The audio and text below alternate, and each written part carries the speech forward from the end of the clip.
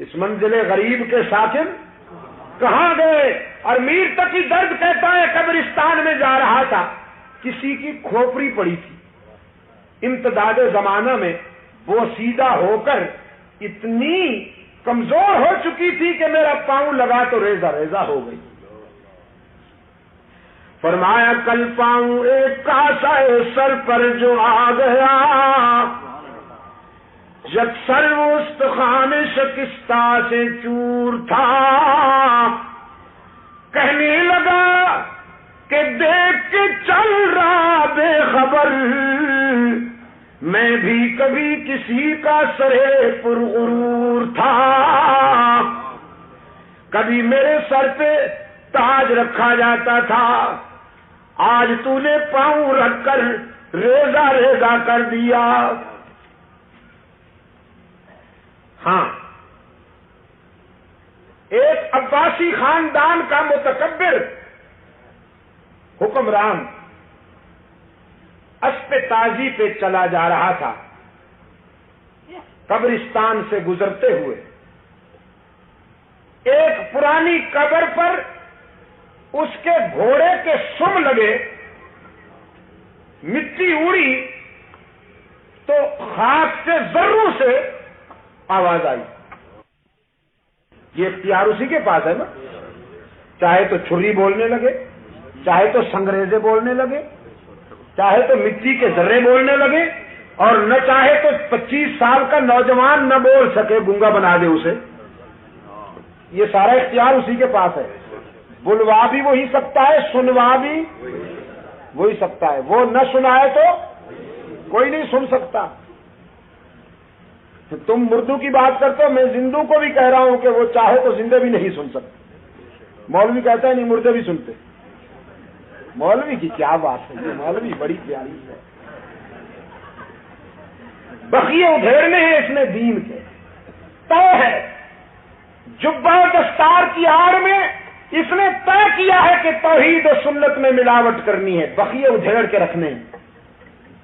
قرآن کہتا ہے کہ اللہ جسے چاہے سنوائے، اللہ نہ چاہے تو کوئی نہیں سن سکتا، اور یہ کیا کہتا ہے؟ مردے بھی سنتے، بلکہ یہاں تک کہتا ہے کہ بزرگ کی قبر پر جب کوئی پرندہ جا بیٹھے تو ان کو یہ بھی پتا ہوتا ہے کہ یہ ذکور سے ہے یا اناث سے ہے۔ یا رب، لیبارٹری ہوئی، قبر تو نہ ہوئی جہاں ریسرچ ہوتی ہے سیکس کی۔ یا رب، خاک کے ذرے بولے،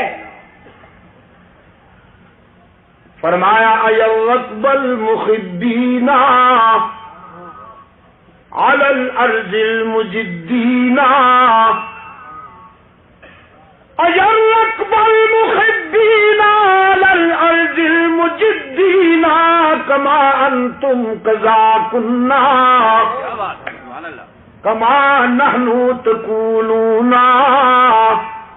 تکبر سے چلنے والے او گھڑ سوار، ذرا عاجزی سے چلنا کہ ہم بھی تو پڑے ہیں راہوں میں، کبھی ہم بھی تیری طرح غرور کے ساتھ اکڑ اکڑ کر چلا کرتے تھے، آج تو ہماری مٹی کو روند کر چلا جا رہا ہے، لیکن یہ نہ بھول کہ تجھے بھی یہیں آنا ہے۔ آج جس طرح ہماری مٹی پلید ہو رہی ہے، تم نے بھی یہیں آنا ہے۔ سیدنا عثمان رضی اللہ تعالی عنہ سے ایک جوان کہتا ہے، امیر المومنین، رگوں میں ذرا گرم گن خون دوڑتا ہے، جیب بھی بھری رہتی ہے، شباب اور جوانی ہے، ذرا غرور آ جاتا ہے طبیعت میں، بتائیے میں اس کا کیا علاج کروں؟ حضرت عثمان نے فرمایا، یہ نہیں فرمایا میرا مرید بن جاؤ، کہا کہا، یہ جس طرح اجمی فنکاروں نے دکانیں کھول رکھی ہیں نہیں،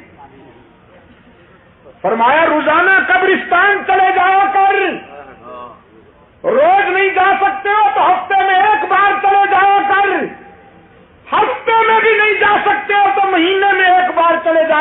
قبرستان میں جا کے دیکھا کر کیسے کیسے حسینوں کی مٹی پلید ہو رہی ہے،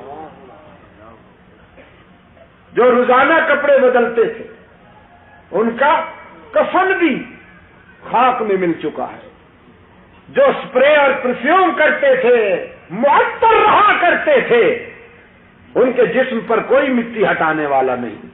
ہم نے دیکھے ہیں ایسے ہزاروں کے جن کا معطر بدن تھا، مشیم چلن تھا، جب قبر کہن ان کی کھودی تو دیکھا نہ عضو بدن تھا نہ تارے کفن تھا۔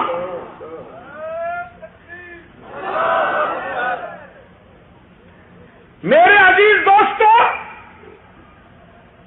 قرآن جسے حکیم کہے، قرآن جسے دانشور کہے، وہ کبھی ان چیزوں کو زندگی کی منزل نہیں بناتا۔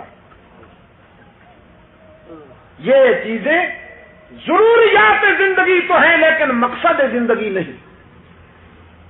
اس لیے حضرت لقمان نے اپنے بیٹے سے فرمایا، لخت جگر، جاگیریں، محلات، سونے چاندی کے ڈھیر اور ہیرے جواہرات میں نے تیرے لیے یہ جمع نہیں کیے، تیرے لیے تو میں حکمت کا ایک بول چھوڑ رہا ہوں، حکمت کا ایک بول، ایک زرنین قول، اس کے تقاضے پورے کر دینا، تجھ سے بڑا دولت مند کوئی نہیں ہوگا۔ فرمایا، لا تشرک باللہ ان الشرک لظلم عظیم۔ وَإِذْ قَالَ لُقْمَانُ لِابْنِهِ وَهُوَ يَعِظُهُ يَا بُنَيَّ لَا تُشْرِكْ بِاللَّهِ۔ لقمان اپنے بیٹے کو وصیت کرتے ہوئے کہنے لگے، لخت جگر، اللہ کے ساتھ کسی کو شریک نہ بنانا، کہ شرک بہت بڑی بے وفائی ہے، ظلم عظیم ہے۔ قرآن کریم نے فرمایا، وَأَذَانٌ مِّنَ اللَّهِ وَرَسُولِهِ إِلَى النَّاسِ يَوْمَ الْحَجِّ الْأَكْبَرِ أَنَّ اللَّهَ بَرِيءٌ مِّنَ الْمُشْرِكِينَ۔ اللہ اور اس کے رسول کی طرف سے اعلان ہے، اعلان عام، کہ مشرکین سے اللہ بھی دور ہے، رسول بھی دور ہے۔